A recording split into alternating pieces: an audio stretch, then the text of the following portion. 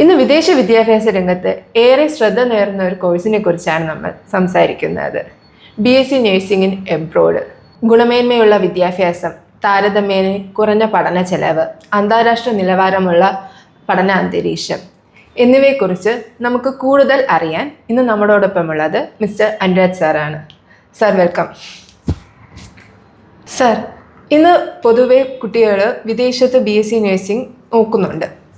അപ്പോൾ ഏത് കൺട്രിയാണ് കുട്ടികൾക്ക് ഏറ്റവും കൂടുതൽ അഫോർഡായിട്ട് വരുന്നത്? സ്റ്റുഡൻസിൻ്റെ ബഡ്ജറ്റ് ബേസ് ചെയ്ത് കൺട്രീസ് എന്തായാലും ചൂസ് ചെയ്യണം. ഇപ്പം ബഡ്ജറ്റ് ബേസ് ചെയ്ത് കൺട്രീസ് ചൂസ് ചെയ്യുമ്പോൾ വരുന്ന പ്രശ്നം എന്ന് പറഞ്ഞു കഴിഞ്ഞാൽ അവർ പ്ലാൻ ചെയ്യുന്ന രീതിയിലുള്ള എല്ലാ ഫെസിലിറ്റീസും അവിടെ കിട്ടുമോ എന്നുള്ളൊരു കാര്യവും പ്രോബ്ലമാണ്. ഓക്കെ, ഇപ്പോൾ നമ്മൾ നോർമലായിട്ടുള്ള യൂറോപ്യൻ രാജ്യങ്ങൾ, ഇപ്പം ജോർജിയ, അൽബേനിയ, അല്ലെങ്കിൽ മക്കഡോണിയ ഒക്കെ പോലുള്ള, അല്ലെങ്കിൽ മൗണ്ടിനെഗ്രോ ഒക്കെ പോലുള്ള യൂറോപ്യൻ രാജ്യങ്ങളാണ് നമുക്ക് ഏറ്റവും ബഡ്ജറ്റീവായിട്ടുള്ളൊരു ഓപ്ഷൻ. പിന്നെ അത് കഴിഞ്ഞാൽ പിന്നെ യൂറോപ്യൻ യൂണിയൻ രാജ്യങ്ങൾ വരുന്ന സമയത്തെന്ന് പറഞ്ഞു കഴിഞ്ഞാൽ അടുത്ത നെക്സ്റ്റ് ലെവൽ ഓഫ് ബഡ്ജറ്റിലോട്ടാണ് പോകുന്നത്. പിന്നെ ഇംഗ്ലീഷ് സ്പീക്കിംഗ് കൺട്രീസിലോട്ട് പോകുന്ന സമയത്ത് നമ്മുടെ ബഡ്ജറ്റ് അതിന് മുകളിലോട്ട് പോവുകയും ചെയ്യുന്നുണ്ട്. അപ്പം പിന്നെ നമ്മൾ സുജിത ചോദിച്ചു പോലെ ബഡ്ജറ്റീവായിട്ടുള്ള ഓപ്ഷൻസ് എടുക്കുമ്പോൾ വരുന്നൊരു പ്രോബ്ലം എന്ന് പറഞ്ഞു കഴിഞ്ഞാൽ അവർക്ക് എല്ലാ ഫെസിലിറ്റീസും കിട്ടുമോ എന്നുള്ളൊരു കാര്യം വലിയൊരു പ്രോബ്ലമാണ്. സാർ, ഇപ്പം കുറച്ച് കൺട്രീസിൻ്റെ കാര്യം പറഞ്ഞായിരുന്നു. അപ്പം അവിടെയൊക്കെ പഠിക്കുമ്പം അവരുടെ ബഡ്ജറ്റ് എങ്ങനെയാണ് അഫോർഡ് ആവുന്നത്? നമ്മളിപ്പോൾ ഒരു യൂറോപ്യൻ റീജിയൻ, അതായത് ഇപ്പോൾ ജോർജിയയോ അല്ലെങ്കിൽ അൽബേനിയയോ അല്ലെങ്കിൽ മക്കഡോണിയ, മൊണ്ടിനെഗ്രോ ഒക്കെ പോലുള്ള രാജ്യങ്ങൾ വരുന്ന സമയത്ത് ഇവരുടെ ഒരു ബഡ്ജറ്റ് എന്ന് പറഞ്ഞാൽ ട്യൂഷൻ ഫീസ് എന്ന് പറയുമ്പോൾ ഏകദേശം ആവറേജ് ഒരു 3-3.5 ലക്ഷം രൂപ പെർ ഇയർ വരുന്ന രീതിയിലാണ് ട്യൂഷൻ ഫീസ് വരുന്നത്. പിന്നെ വരുന്ന രണ്ടാമത്തെ പ്രശ്നം എന്ന് പറഞ്ഞു കഴിഞ്ഞാൽ നമ്മളിപ്പോൾ എൻറ്റയർ ദ വേൾഡ് നമ്മൾ എടുക്കുന്ന സമയത്ത് നഴ്സിംഗിൻ്റെ 2 ടൈപ്പിലാണ് പോകുന്നത്. നമ്മളിപ്പം UK ആണെങ്കിൽ 3 years ആണ് കോഴ്സിൻ്റെ ഡ്യൂറേഷൻ വരുന്നത്. ഇന്ത്യയിലാണെങ്കിൽ നമ്മുടെ കോഴ്സിൻ്റെ ഡ്യൂറേഷൻ വരുന്ന 4 years ആണ്. അപ്പോൾ 180 ക്രെഡിറ്റ്സും 240 ക്രെഡിറ്റ്സും ഉള്ള കൺട്രീസ് ഉണ്ട്. അപ്പോൾ ഈ 180 ക്രെഡിറ്റ്സിൽ പഠിക്കുന്ന സ്റ്റുഡൻസിനെ സംബന്ധിച്ചുള്ള ഒരു പ്രോബ്ലം എന്ന് പറഞ്ഞാൽ ആഫ്റ്റർ ദ കോഴ്സ് ഇവർ അഡീഷണൽ ആയിട്ട് എന്ത് ചെയ്യേണ്ടി ഒരു ഇൻറ്റേൺഷിപ്പ് പോകേണ്ടതായിട്ട് വരും. ദെൻ ദ നെക്സ്റ്റ് തിങ് വരുന്നതെന്ന് പറഞ്ഞു കഴിഞ്ഞാൽ റിഗാർഡിങ് നമ്മൾ ഇപ്പം ഈ ഒരു യൂറോപ്യൻ റീജിയൻ കഴിഞ്ഞതിന് ശേഷം യൂറോപ്യൻ യൂണിയൻ റീജിയനിലോട്ട് പോകുന്ന സമയത്ത് നമുക്ക് ആവറേജ് ബഡ്ജറ്റ് എന്ന് പറഞ്ഞാൽ ഏകദേശം ഒരു 4,000 പൗണ്ട് മുതൽ 4,000 പൗണ്ട് അല്ല 4,000 യൂറോ മുതൽ ഒരു 5,000 യൂറോ വരെ വരുന്നുണ്ട്. ഒരു 5,000 യൂറോ എന്ന് പറഞ്ഞാൽ ഇന്നത്തെ റേറ്റ് വെച്ച് നോക്കുമ്പോൾ ഏകദേശം ഒരു 5,50,000 രൂപ പെർ ഇയർ ഫീസ് വരുന്ന രീതിയിലുള്ള കോളേജസ് ആണ് അവൈലബിൾ ആയിട്ടുള്ളത്. ദെൻ നമ്മൾ ഇംഗ്ലീഷ് സ്പീക്കിംഗ് റീജിയനിലോട്ട് പോകുന്ന സമയത്ത് എന്ന് പറഞ്ഞാൽ ഏറ്റവും ബഡ്ജറ്റ് കൂടുതലുള്ള കൺട്രി എന്ന് പറഞ്ഞു കഴിഞ്ഞാൽ ഓസ്ട്രേലിയയാണ്. ഓസ്ട്രേലിയയെ സംബന്ധിച്ചിട്ട് ആവറേജ് ട്യൂഷൻ ഫീസ് എന്ന് പറഞ്ഞാൽ ഒരു 35,000 ഓസ്ട്രേലിയൻ ഡോളറിന് താഴെ ഫീസുള്ള കോളേജുകളൊന്നും തന്നെയല്ല. ഇന്ന് ഓസ്ട്രേലിയൻ ഡോളറിന് ഏകദേശം 69 രൂപ റേറ്റ് വരുന്നത്. അപ്പോൾ ഒരു 35,000 എന്ന് പറഞ്ഞു കഴിഞ്ഞാൽ ഏകദേശം ഒരു പെർ ഇയർ ഫീസ് എന്ന് പറയുമ്പോൾ ഏകദേശം ഒരു 25 ലക്ഷം രൂപ റേഞ്ചിലൊക്കെ പെർ ഇയർ ഫീസ് ഓസ്ട്രേലിയയെ സംബന്ധിച്ചിട്ട് വരുന്നുണ്ട്. കോഴ്സിൻ്റെ ഡ്യൂറേഷൻ എന്ന് പറയുന്നത് 3 years ആണ്. അപ്പോൾ ഏകദേശം ഒരു 75 lakhs മേൽ ഓസ്ട്രേലിയയിൽ നമുക്ക് എന്ത് വരുന്നുണ്ട്, ഫീസ് വരുന്നുണ്ട്. സോ നമ്മളിനി പിന്നെ കാനഡയോ അല്ലെങ്കിൽ UK എടുക്കുന്ന സമയത്ത് ഏകദേശം ഒരു 17-18 ലക്ഷം രൂപ മുതലൊക്കെ നമുക്ക് പെർ ഇയർ ഫീസ് സ്റ്റാർട്ട് ചെയ്യുന്നുള്ള കോളേജസും അവൈലബിൾ ആണ്. സാർ, ഇപ്പം ഓസ്ട്രേലിയയിൽ 3 years ആണ് കോഴ്സിൻ്റെ ഡ്യൂറേഷൻ വരുന്നതെന്ന് പറഞ്ഞു. അപ്പം ഒരു സ്റ്റുഡൻറ്റ് ഓസ്ട്രേലിയയിൽ പോയി 3 years പഠിച്ചതിന് ശേഷം കേരളത്തിൽ നമ്മൾ എടുത്ത് നോക്കുമ്പോൾ 4 years ആണ് BSc നഴ്സിംഗിൻ്റെ ഡ്യൂറേഷൻ. അവർക്ക് അവിടെ പഠിച്ചതിന് ശേഷം നമ്മുടെ ഇന്ത്യയിൽ വന്നിട്ട് പഠിക്കുന്ന ടൈം ആ കോഴ്സ് അംഗീകൃതമാണോ? ഇപ്പോൾ ഇതിനകത്ത് വലിയൊരു കാര്യം എന്ന് പറഞ്ഞാൽ എന്തായാലും ഓസ്ട്രേലിയ പോലൊരു രാജ്യത്ത് പോയ ഒരു സ്റ്റുഡൻറ്റ് എന്തായാലും ഇത്രയും വലിയൊരു ബഡ്ജറ്റ് കൊടുത്ത് BSc നഴ്സിംഗ് പഠിച്ചിട്ട് തിരിച്ച് ഇന്ത്യയിലോട്ട് വർക്ക് ചെയ്യാനായിട്ട് വരാനുള്ള സാധ്യത വളരെ വളരെ കുറവാണ്. ഇനി വന്നാൽ തന്നെ വിദേശത്ത് ഏത് രാജ്യത്ത് പഠിച്ചാലും അവർ നോക്കുന്നതെന്ന് പറഞ്ഞാൽ നമ്മുടെ ക്രെഡിറ്റ് അവേഴ്സാണ്. തിരിച്ച് വന്നതിന് ശേഷം നമ്മൾ ഇന്ത്യയിൽ രജിസ്ട്രേഷനോട്ട് വരുന്ന സമയത്ത് നോക്കുന്നതെന്ന് പറഞ്ഞാൽ ക്രെഡിറ്റ് അവേഴ്സ് മാത്രമാണ്. അപ്പോൾ ക്രെഡിറ്റ് അവേഴ്സ് പ്രോപ്പർലി മീറ്റ് ആവുകയാണെങ്കിൽ നമുക്ക് തിരിച്ച് ഇന്ത്യയിൽ രജിസ്ട്രേഷൻ കിട്ടും. കാര്യം ഇതുവരെ തന്നെ നഴ്സിംഗ് കൗൺസിൽ ഓഫ് ഇന്ത്യയിൽ രജിസ്ട്രേഷന് വേണ്ടിയിട്ട് എന്തെങ്കിലും എക്സാമിനേഷൻസ് വേണമോ അങ്ങനെയുള്ള കാര്യങ്ങളൊന്നും പറഞ്ഞിട്ടില്ല. അവർ ക്രെഡിറ്റ് അവേഴ്സ് നോക്കും, അതിന് ശേഷം എന്തെങ്കിലും കരിക്കുലം നോക്കും. സോ അതിലെന്തെങ്കിലും വേരിയേഷൻസോ കാര്യങ്ങളൊക്കെ എന്ത് ചെയ്യെങ്കിൽ അഡീഷണൽ ഇൻറ്റേൺഷിപ്പോ അല്ലെങ്കിൽ അഡീഷണലായിട്ട് എന്ത് ചെയ്യേണ്ടി വരും, ആ സബ്ജക്ട്സ് ക്ലിയർ ചെയ്യാനൊക്കെ പറയാനുള്ള സാധ്യതയുണ്ട്. അല്ലാണ്ട് വേറെ തരത്തിലുള്ള ഒരു മാനദണ്ഡോ കാര്യങ്ങളൊന്നും പറയുന്നില്ല. അപ്പോൾ അതുകൊണ്ട് തന്നെ സ്റ്റുഡൻറ്റിനെ സംബന്ധിച്ചിട്ട് അവർക്ക് എന്തായാലും രജിസ്ട്രേഷൻ കിട്ടും. പിന്നെ ഞാൻ ആദ്യം പറഞ്ഞതുപോലെ ഇത്രയും ബഡ്ജറ്റ് കൊടുത്ത് പഠിക്കുന്ന ഒരു സ്റ്റുഡൻറ്റ് തിരിച്ച് ഇന്ത്യയിൽ വന്നിട്ട് ഇവിടെ വർക്ക് ചെയ്യാനായിട്ടുള്ള ചാൻസസ് വളരെ കുറവാണ്. കാര്യം അവർ അവിടെ നല്ലൊരു കരിയർ ഷേപ്പ് ചെയ്യാവുന്ന രീതിയിലാണ് എന്ത് ചെയ്യുന്നത്, അങ്ങോട്ട് പോകുന്നത് തന്നെ. സാറിപ്പോൾ പറഞ്ഞു നമ്മുടെ വിദേശത്ത് പഠിക്കുന്ന സമയത്ത് തന്നെ പല രാജ്യങ്ങളിലും പല രീതിക്കുള്ള ഫീസ് ആയിരുന്നാലും ശരി തന്നെ ഇയർ ഓഫ് കോഴ്സ് വരുന്നതും ഡിഫറെൻ്റ് ആണ്. അപ്പം ഇത് തമ്മിലുള്ള ഡിഫറൻസും അത് കൂടാതെ തന്നെ ഹയർ എഡ്യൂക്കേഷൻ പോകുമ്പം ഇത് തമ്മിൽ അതിനെ ബാധിക്കുമോ? നമ്മളിതിനകത്തുള്ളൊരു first of all after the course സ്റ്റുഡൻറ്റിൻ്റെ ഹയർ ഓപ്ഷൻസ് നമ്മൾ നോക്കുന്ന സമയത്ത് എന്ന് പറഞ്ഞാൽ നമ്മൾ നേരത്തെ പറഞ്ഞതുപോലെ ഇപ്പോൾ ജോർജിയോ അല്ലെങ്കിൽ അൽബേനിയൊക്കെ പോലുള്ള രാജ്യങ്ങളെന്ന് പറഞ്ഞാൽ യൂറോപ്യൻ റീജിയനിൽ വരുന്ന രാജ്യങ്ങളാണ്. വളരെ ബഡ്ജറ്റ് വരും. നമ്മൾ ഇന്ത്യയിൽ BSc നഴ്സിംഗ് ഇന്ന് ബാംഗ്ലൂരൊക്കെ പോയി പഠിക്കണമെങ്കിൽ ഒരു 10-12 ലക്ഷം രൂപ ഉണ്ടെങ്കിൽ നമുക്ക് പഠിക്കാനായിട്ട് സാധിക്കും. അതേ പൈസയ്ക്ക് തന്നെ നമുക്ക് പോയി പഠിക്കാനായിട്ട് പറ്റുന്ന രാജ്യങ്ങളാണ് ഈ രാജ്യങ്ങൾ. അപ്പോൾ ഈ പറയുന്ന രാജ്യങ്ങളിൽ പഠിച്ചു കഴിഞ്ഞാലുള്ള ബെനിഫിറ്റ് എന്തെന്ന് പറഞ്ഞു കഴിഞ്ഞാൽ ഇവർ പഠിക്കുന്നതെന്ന് പറഞ്ഞാൽ പ്രോപ്പറായിട്ട് ECTS സിസ്റ്റത്തിലാണ് പഠിക്കുന്നത്. European credit transfer accumulation system ഉണ്ട്. അപ്പോൾ ഈ സിസ്റ്റത്തിൽ പഠിക്കുന്നത് കൊണ്ട് തന്നെ ഇവർക്ക് എന്ത് ചെയ്യാനായിട്ട് സാധിക്കും? വളരെ ഈസി ആയിട്ട് തന്നെ യൂറോപ്യൻ യൂണിയൻ രാജ്യങ്ങളിലോ അല്ലെങ്കിൽ വേറെ യൂറോപ്യൻ രാജ്യങ്ങളിലൊക്കെ പോയിട്ട് സെറ്റിലായിട്ട് എന്ത് ചെയ്യാൻ പറ്റും അവർക്ക് അവിടെ ജോലി ചെയ്യാനായിട്ട് സാധിക്കും. ഓക്കെ. പിന്നെ രണ്ടാമതുള്ള കാര്യം എന്ന് പറഞ്ഞു കഴിഞ്ഞാൽ ഇപ്പോൾ ഈ പറയുന്ന റീജിയനിലുള്ള രാജ്യങ്ങളിൽ തന്നെ പല യൂണിവേഴ്സിറ്റികളും സ്റ്റുഡൻസിന് വേണ്ടിയിട്ട് അഡീഷണൽ ആയിട്ടുള്ള ട്രെയിനിങ്ങുകളൊക്കെ കൊടുക്കുന്നുണ്ട്. അതായത് ഇപ്പം NCLEX ട്രെയിനിങ് കൊടുക്കുന്ന യൂണിവേഴ്സിറ്റീസ് ഉണ്ട്, ഇപ്പം ജർമ്മൻ ലാംഗ്വേജ് പഠിപ്പിക്കുന്നവരുണ്ട്, ഫ്രഞ്ച് പഠിപ്പിക്കുന്നവരുണ്ട്. അപ്പോൾ അങ്ങനെ വരുമ്പോൾ ഒരു ബെനിഫിറ്റ് എന്ന് പറഞ്ഞാൽ ഇപ്പോൾ കറൻ്റ് ജർമ്മനിയിലും അതുകൂടാണ്ട് തന്നെ ഓസ്ട്രിയയിലും അടുത്തൊരു 5 വർഷത്തേക്ക് പറയുന്ന നഴ്സുമാരുടെ വേക്കൻസി ഏകദേശം 1.5 ലക്ഷത്തോളം വേക്കൻസിയാണ്. അപ്പോൾ അവർക്ക് വേണ്ടതെന്ന് പറഞ്ഞാൽ ലാംഗ്വേജ് റിക്വയർമെൻ്റ് ആണ് വേണ്ടത്. അപ്പം ജർമ്മൻ ലാംഗ്വേജ് B2 ലെവൽ പഠനത്തോടൊപ്പം ഈ വിദ്യാർത്ഥി ക്ലിയർ ചെയ്ത് കഴിഞ്ഞാൽ ഇവർക്ക് വളരെ ഈസി ആയിട്ട് തന്നെ എന്ത് ചെയ്യാൻ പറ്റും? ജർമ്മനിയിൽ പോയിട്ട് സെറ്റിൽ ആവാനായിട്ടുള്ള ഒരു ഓപ്ഷൻ അവൈലബിൾ ആണ്. അപ്പോൾ ഈവൻ ബഡ്ജറ്റീവ് ആയിട്ടുള്ള കൺട്രിയിലാണ് പഠിക്കുന്നതെങ്കിലും വളരെ നല്ല രീതിയിലുള്ള എന്തുണ്ട് ഒരു ഫ്യൂച്ചർ ഈ വിദ്യാർത്ഥികളെ സംബന്ധിച്ചിട്ടുണ്ട്. പിന്നെ രണ്ടാമത് വരുന്നതെന്ന് പറഞ്ഞാൽ നേരത്തെ പറഞ്ഞ പോലുള്ള യൂറോപ്യൻ യൂണിയൻ രാജ്യങ്ങൾ. അപ്പോൾ യൂറോപ്യൻ യൂണിയൻ രാജ്യങ്ങളുടെ ഉള്ളിലോട്ട് വരുന്ന സമയത്ത് ഇപ്പം ജർമ്മനി, ഓസ്ട്രിയ പോലുള്ള രാജ്യങ്ങളിലൊക്കെ സ്റ്റഡി ഫ്രീ ആണ്. നമുക്ക് ഫ്രീ ഓഫ് കോസ്റ്റ് പോയി പഠിക്കാനായിട്ടുള്ള ഓപ്ഷൻ ഉണ്ട്. പിന്നെ അവിടെ പോകണമെങ്കിലും ലാംഗ്വേജ് റിക്വയർമെൻ്റ് ഉണ്ട്. ഒന്നുകിൽ IELTS ക്ലിയർ ചെയ്യുക, ഇല്ലെങ്കിൽ എന്ത് ചെയ്യണം? അത് BSc നഴ്സിംഗിൻ്റെ കാര്യമല്ല, ഞാൻ ബേസിക്കലി കോഴ്സുകൾ വെച്ചിട്ടാണ് പറഞ്ഞത്. ഇല്ലെങ്കിൽ പിന്നെയുള്ള ഓപ്ഷൻ എന്ന് പറഞ്ഞു കഴിഞ്ഞാൽ എന്ത് ചെയ്യണം? ജർമ്മൻ ലാംഗ്വേജ് ക്ലിയർ ചെയ്താൽ മാത്രമേ പോകാനായിട്ട് സാധിക്കത്തുള്ളൂ. ഇനി ഇത് കൂടാണ്ടുള്ള പിന്നെ യൂറോപ്യൻ യൂണിയൻ രാജ്യങ്ങളിലോട്ട് പോകുന്ന സമയത്ത് എന്ന് പറഞ്ഞാൽ ഇപ്പോൾ നമ്മൾ എന്ത് ചെയ്തു? പോളണ്ടോ, ലിത്വാനിയോ, ലാത്വിയയോ ഒക്കെ പോയി പഠിച്ചു കഴിഞ്ഞാൽ നമുക്ക് അവിടെ നിന്ന് വേറെ രാജ്യത്തിലോട്ട് പോകാനായിട്ട് വേറെ എന്ത് വേണ്ട? എക്സാംസിൻ്റെ ആവശ്യമില്ല. ആ യൂറോപ്യൻ യൂണിയൻ റീജിയനിൽ എവിടെ വേണമെങ്കിലും നമുക്ക് വർക്ക് ചെയ്യാൻ പറ്റും. പക്ഷേ ലാംഗ്വേജ് റിക്വയർമെൻറ്റ് നമ്മൾ ക്ലിയർ ചെയ്യേണ്ടതായിട്ടുണ്ട്. ഇനി ബൾഗേറിയ പോലെയൊക്കെ രാജ്യങ്ങൾ അല്ലെങ്കിൽ ഏത് യൂറോപ്യൻ യൂണിയൻ രാജ്യം എടുത്താലും വൺസ് അവിടെ പഠിച്ചു കഴിഞ്ഞാൽ വിദ്യാർത്ഥിക്ക് അവിടെ വർക്ക് ചെയ്യാനായിട്ടുള്ള ഓപ്ഷൻ ഉണ്ട്. അപ്പോൾ അവിടെ പഠിച്ചിട്ട് വളരെ അവിടെ തന്നെ സെറ്റിൽ ആവാനായിട്ടുള്ള ഓപ്ഷൻ ഉണ്ട്. പെർ ഇയർ ഏകദേശം ഒരു 4 lakh റേഞ്ചിൽ അല്ലെങ്കിൽ ഒരു 5 lakh റേഞ്ചിലൊക്കെയാണ് ഫീസ് വരുന്നത്. അപ്പോൾ ഏകദേശം ഒരു 20 ലക്ഷം രൂപ ട്യൂഷൻ ഫീസ് നമുക്ക് എന്ത് ചെയ്യാൻ പറ്റും? അവിടെ പഠിച്ച് അവിടെ സെറ്റിൽ ആവാനായിട്ട് സാധിക്കും.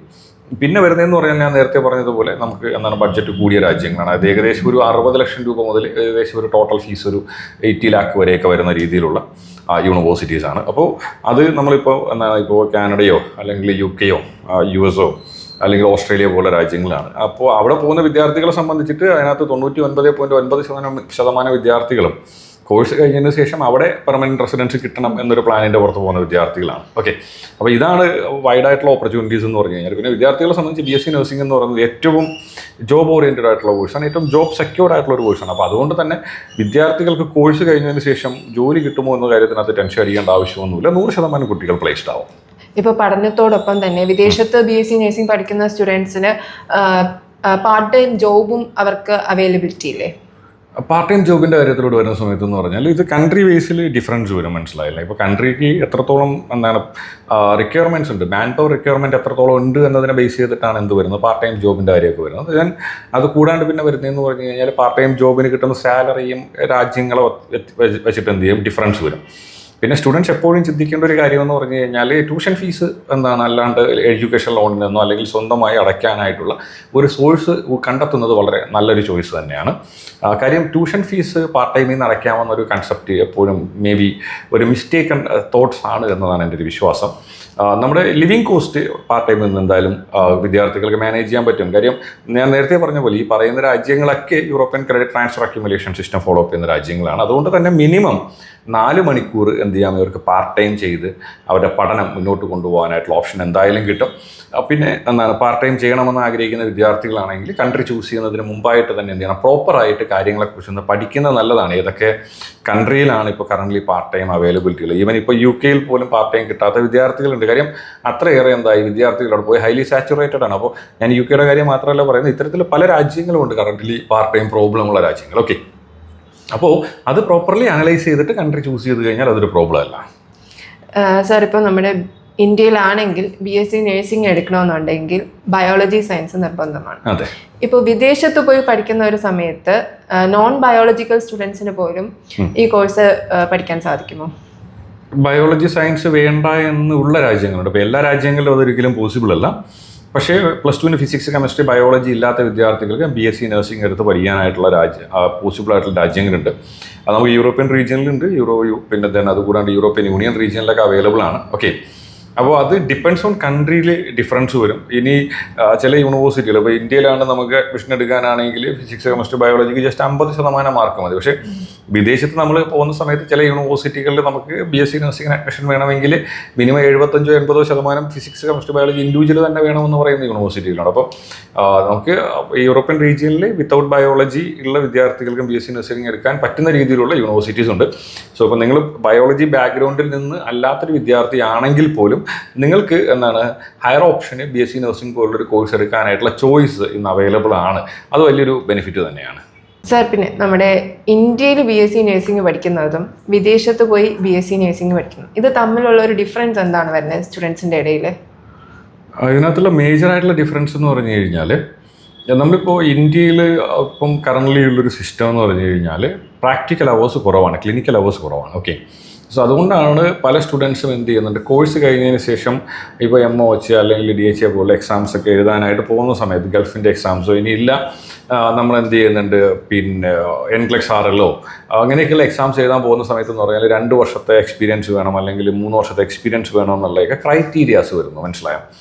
സോ വിദേശത്തുള്ള പഠനം എന്ന് പറഞ്ഞാൽ ഫുള്ളി ക്ലിനിക്കലി ഓറിയൻറ്റഡ് ആയിട്ടുള്ള പഠനമാണ്. ഞാൻ എല്ലാ കൺട്രിയുടെയും കാര്യമല്ല പറയുന്നത്, ക്ലിനിക്കലി ഓറിയൻറ്റഡ് ആയിട്ട് പോകുന്ന കൺട്രീസും ഉണ്ട്, ഇല്ലാത്ത കൺട്രീസും ഉണ്ട്. ഓക്കെ, അപ്പോൾ നമ്മൾ വിദേശത്തൊരു യൂണിവേഴ്സിറ്റി ചൂസ് ചെയ്യുന്നതിന് മുമ്പായിട്ട് നമുക്ക് ടോട്ടലായിട്ട് എത്രത്തോളം ക്ലിനിക്കൽ അവേഴ്സ് കിട്ടുന്നുണ്ട് എന്നുള്ളൊരു കാര്യം നോക്കുന്നത് നല്ലതാണ്.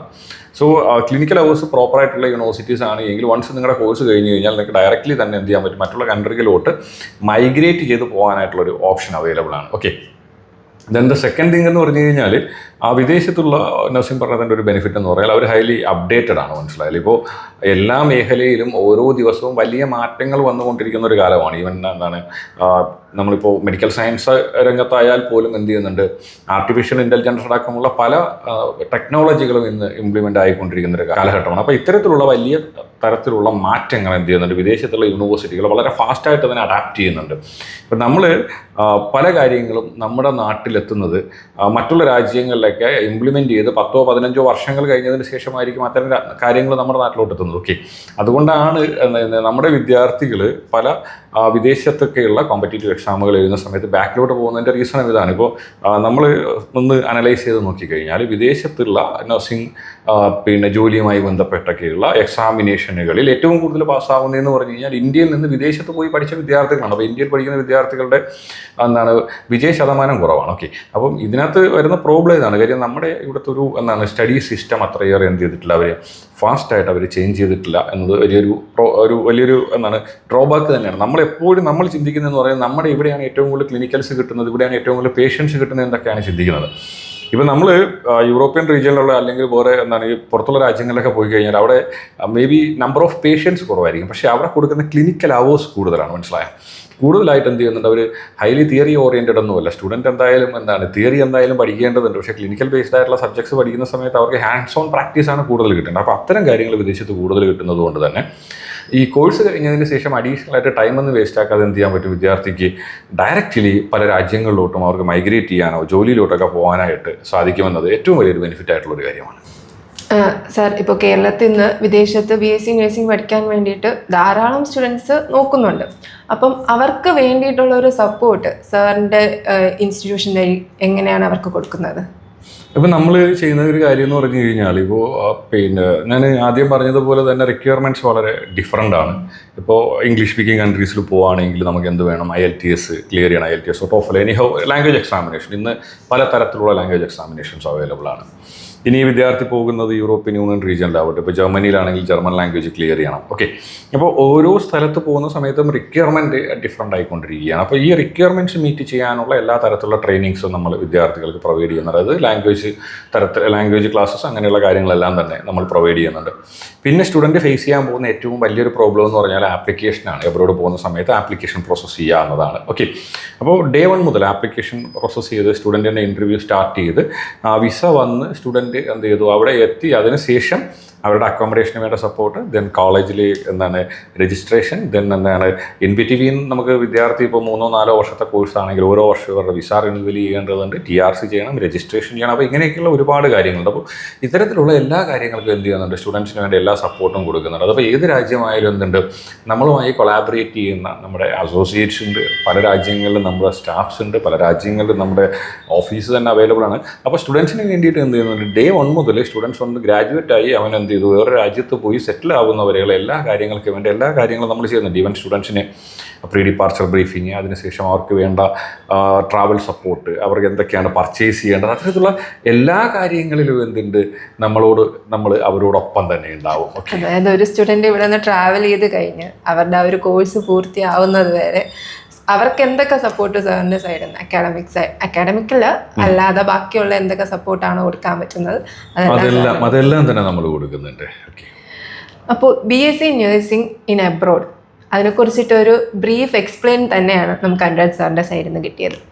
ഇനി നമ്മുടെ കേരളത്തിൽ നിന്നോ അഥവാ ഇന്ത്യയിൽ നിന്നോ വിദേശത്ത് പോയി പഠിക്കാൻ ആഗ്രഹിക്കുന്ന സ്റ്റുഡൻസിന് നമുക്ക് സാറുമായിട്ട് കോൺടാക്റ്റ് ചെയ്യാം. സാർ അതിന് വേണ്ടിയിട്ടുള്ള സപ്പോർട്ട് എല്ലാം നിങ്ങൾക്ക് നൽകുന്നതായിരിക്കും. സോ നെക്സ്റ്റ് എപ്പിസോഡിൽ കാണുന്നത് വരെ താങ്ക് യു.